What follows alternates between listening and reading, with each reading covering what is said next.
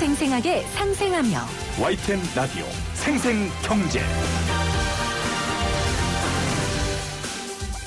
안녕하세요. YTN 라디오 생생경제 김혜민입니다.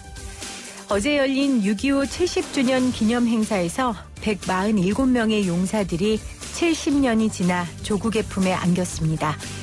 문재인 대통령은 참전용사의 헌신이 자유와 평화, 번영의 기반이라며 그리움과 슬픔을 자긍심으로 견뎌온 유가족에게 존경과 위로를 보냈는데요. 그리고 이렇게 이야기했죠. 지체됐지만 조국은 당신을 한 번도 잊지 않았습니다라고요. 지체된 정의는 정의가 아닌 것처럼 타국에서 이렇게 오랜 시간 동안 전사들을 데리고 오지 못하면서 잊지 않았다라는 말로 더 이상 이해를 구해서는 안 됩니다. 아직 돌아오지 못한 12만 3천 전사자들을 하루빨리 데려와 주길 조국에게 다시 한번 간곡히 부탁드립니다. 2020년 6월 26일 YTN 라디오 생생경제 지금 시작합니다.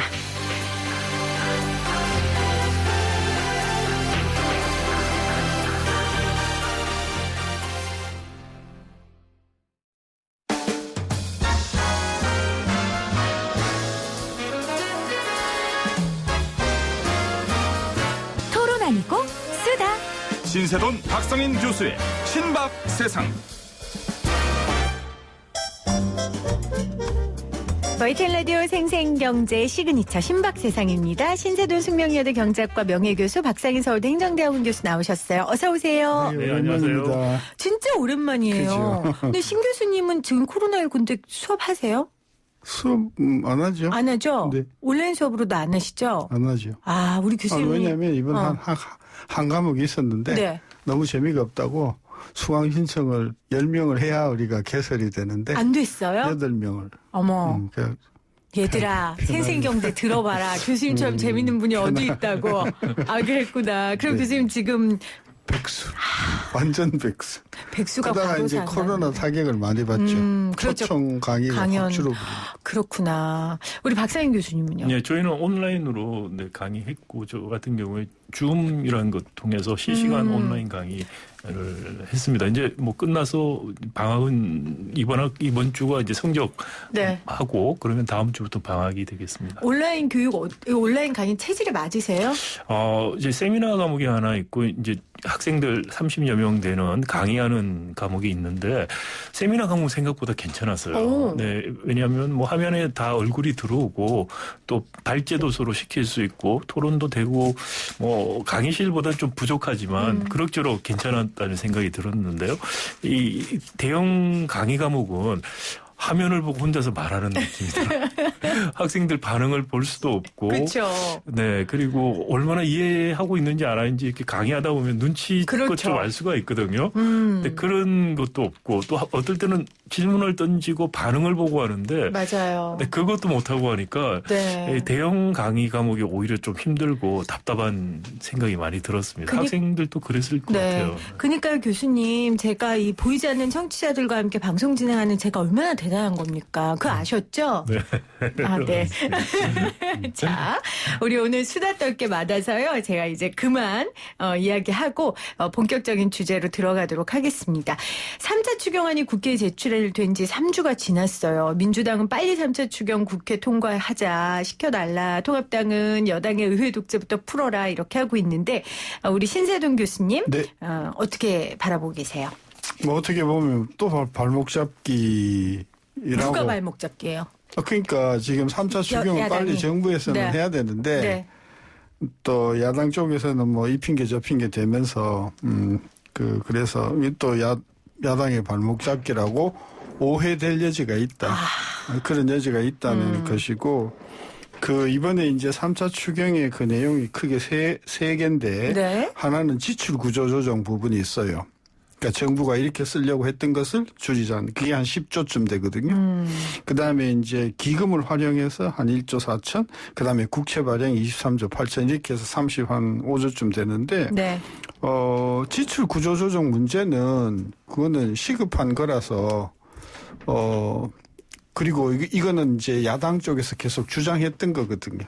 지금 코로나 사태가 어려우니 국가가 이제 빨리 그 행동으로 취해야 되는데 야당이 반대하는 건 국채 발행을 반대 많이 하기 때문에 네. 그러면 지출 구조 조정이라도 해달라. 해주는 게 저는 좋지 않는가. 저는 그래서 무턱대놓고 추경을 그렇게 발목을 잡을 게 아니라 그 중에서도 기금 조정 이 부분은 오케이.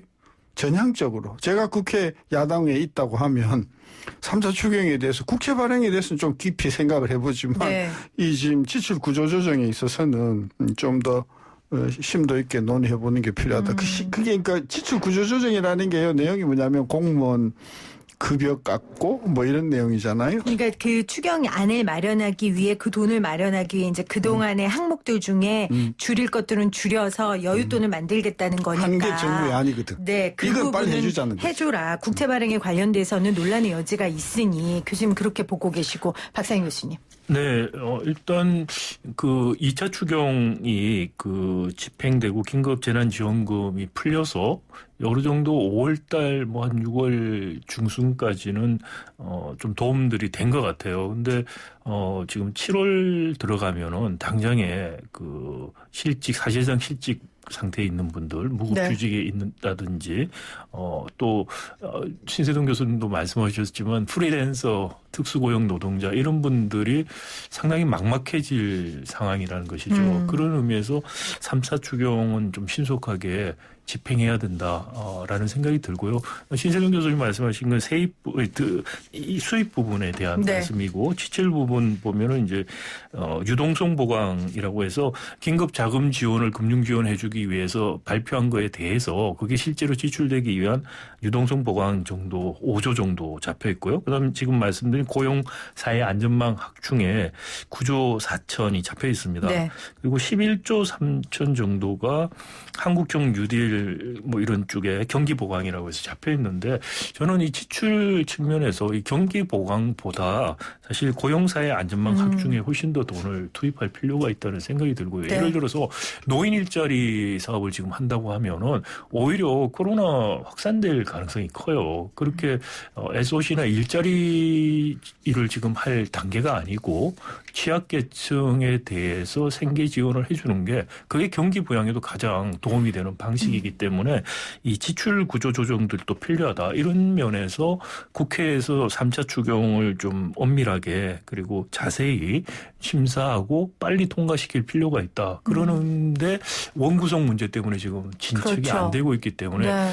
국민의 한 사람으로서 굉장히 유감스럽고요. 이건 뭐 신 교수님 말씀하신 건 여야 모두 저는 책임이 있다고 생각이 됩니다. 야당 쪽 책임은 이미 지적해 주셨으니까 제가 여당 쪽 책임을 말씀을 좀 드리고 싶은데요. 국회 원구성에서 사실 추경이 이렇게 시급하고 급하다고 했으면 추경을 통과시키기 위한 예결이라든지 이런 쪽에 먼저 하는 게 맞지 않았느냐. 그러면 훨씬 또 명분이 있었을 거라고 저는 생각이 되는데 그거보다 법사위 쪽을 먼저 하는 바람에 지금 원구성이 굉장히 지금 어려움을 겪고 있어요. 그래서 이 국회 전략상 원구성 전략상 사실은 추경 통과가 중요하다고 말은 하면서도 전략을 실제로 할 때 볼 때 과연 그랬을까라는 의문이 든다. 그래서 야당도 이 시국에 충분히 협조를 하고 야당으로서 비판을 해야 되는 걸 방기하는 것도 문제지만은 여당도 사실 문제가 많이 있다라는 네. 생각이 듭니다. 여당이 정말 국민들이 코로나19 때문에 경제적으로 어려움 겪는 걸 절감한다면 법사위 문제보다는 예결위 문제를 먼저 해결했었을 텐데 그런 책임이 분명히 있다라고 말씀을 해 주셨어요. 자, 그 신 교수님, 네. 이 예결위원장 자리를 두고 또 지금 이렇게 이야기를 하고 있는데 이 질문이 조금 초등학교 수준이지만 이 예결위원장 자리를 어느 당이 가져가야 한다고 보십니까? 지금 이게 여러 그 상임위 위원장 관련돼 있지만 미국 같은 경우 보면 하원의 경우에 상원도 마찬가지라고 보는데 다수당이 다 가져가요. 그러니까 한 석이라도 다수당이면 다 가져가요. 네. 그래서 다 가져가는 게 나는 그게 뭐 그렇게 색다른 게 아니다. 뭐 OECD 제일 잘 나가는 미국이 그래 하는데 저는 그런 면에서 자꾸 옛날에 관리에 자꾸 들먹이는 것은 좀 징하 우리 전라도 사투리로 저는 그래서 이번에 어차피 상위원장 문제로 지금 벌써 뭐 야해서 속내가 그런 건 아니겠지만 다 가져가라 했잖아요. 네. 저는 그래서 그런 관점에서 보면 21대 국회가 새로운 이제 그런 어떤 국회의 시발점이라고 한 차원에서 다 가져가라. 다 가져가도 아무 문제 없다. 그리고 나중에 다음 22대 국회에서 미래통합당이 다수당이 되면 찍소리 하지 마라. 네. 저는 뭐 괜찮다고 봅니다. 아, 그러면 예결위원장도 지금의 여당이 가져가도 상관없다. 그렇습니다. 어차피 지금 한석이라도 더 많은 당이 가져가는 게 당연하다. 네, 박 교수님. 사실 미국은 말씀하신 것처럼 한석이라도 더 많으면은 뭐 상임위원장 다 하는 것뿐만이 아니고요. 각 상임위원회에 이 한 의원을 두 군데 임명도 할 수 있어서 상임위원도 다 다수를 차지해 버립니다. 그렇게 해서 의회에서 그 권한을 충분히 활용을 하고 있는데요. 근데 이제 한국과 미국의 아직까지 행정부와 국회 사이에서의 권한의 그 배분과 균형 견제 문제 네. 측면을 보면은 동일하지는 않은 것 같습니다. 그래서 오히려 87년 이후에 국회가 의석수에 비례해서 상임위원장을 나누는 그런 관행이 자리 잡았고요. 지금 이런 관행들을 이제는 바꿀 때가 되었는가. 그래서 정말 다수당이 책임 정치하는 식의 운영을 할 것인가라는 걸 지금 한번 생각해 볼 때는 됐다고 생각이 됩니다. 네. 이런 논의가 사실은 그 원구성 이전부터 이루어지면서 원구성에 갈 때까지 이 사회적 논의가 같이 있었으면 정말 바람직했을 것 같은데 그런 논의가 없었고요. 지금에서는 법사위원장 자리를 놓고 다 가져가라, 나눠서 하자라는 식의 어떻게 보면 정쟁만 지금 남아있는 네. 상황이라는 것이죠.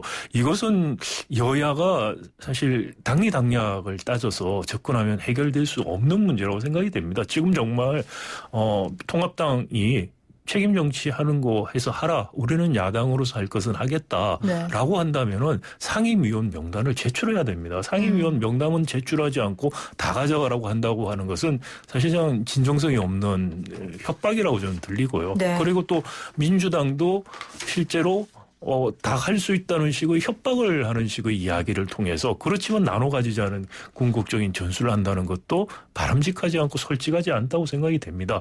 두 당이 그런 식의 전략을 폈을 때 국민들에게 둘 다 그다지 좋은 소리를 듣지 않는다는 걸 좀 하루빨리 아셨으면 좋겠다. 그리고 생각입니다. 그 의석수가 이번에 21대 의석수가 전혀 보기 힘든 집권 야당의 압승이잖아요. 네.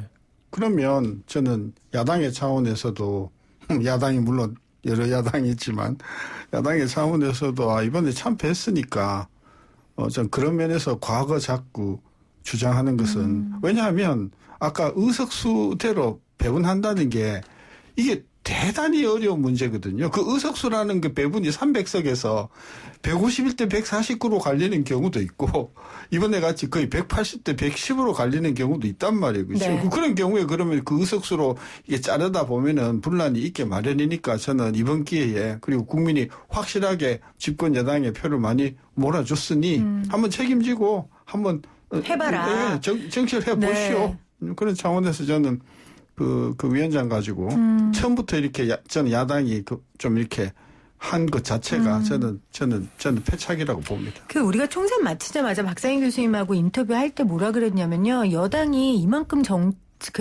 석을 많이 가져갔으면 그만큼 책임을 갖게 되는 거고 되게 무서운 일이다 하셨거든요. 사실 지금 신세영 교수님 어디 한번 해봐라. 너희들이 책임 있게 해봐라. 이 말 굉장히 무서운 얘기예요. 책임지고 해봐야 되고 그렇기 때문에 지금 민주당에서도 상임위원장 가지고 싸울 게 아니라 어떻게 책임 있는 정치를 할 건지 고민해야 할 때인 거다라고 두 분이 지금 말씀하시는 것 같아요. 그러니까 지금 여당의 입장에서 보면 아니 180석 아니라 200석을 갖고 있는다 하더라도 그 다른 어떤 야당의 국회의원의 힘이 없이 도움이 없이 국정이 안 되잖아요. 그러면 이번에 뭐 거의 180석을 가져갔다고 하더라도 처음서부터 야당의 의견을 존중하고 오케이 우리 이 위원장은 양보할 테니 네. 우리 서로 협력합시다. 이게 이렇게 된 게 아니라 처음서부터 다 가져간다는 식으로 그런 어떤 뉘앙스를 굉장히 띄었고 강공을 했거든요. 그러니까 야당이 그러면 강이다 해서 이제 막 그렇죠. 시골로 가고 하면서 일이 커졌잖아요. 절로 가셨어요. 그렇죠. 네. 그러니까 정치인데 서로 이야기하고 소통하고 합치를 해야 되는 건데 강대강으로 나가서 결국 지금 그리고 그 강자가 조금 양보의 미덕을 보여줬으면 저는 훨씬 더 국민의 지지를 받았을 텐데 처음서부터 뭐 180석 이야기를 선거하기도 전서부터 이런 이야기를 하면서 저는 한마디로 오만했다라는 평가를 떨쳐버릴 수 없으니 이런 상황에서 여당이 양보할 리가 저는 없다고 봐요. 어차피 이미 물은 현실적으로. 쏟아졌기 때문에 네네. 그리고 이미 야당에서도 그러려면 다 가져가는 게 낫겠다 하는 의견이 물론 최선은 아니지만 차선책으로 나왔기 때문에 저는 이 문제는 일단 접고 서둘러 3차 추경 중에서 시급하게 해결할 수 있는 부분부터 빨리 네. 해결하고 넘어가는 것이 차원에서 3차 추경은 되는 것부터 빨리 하자. 네.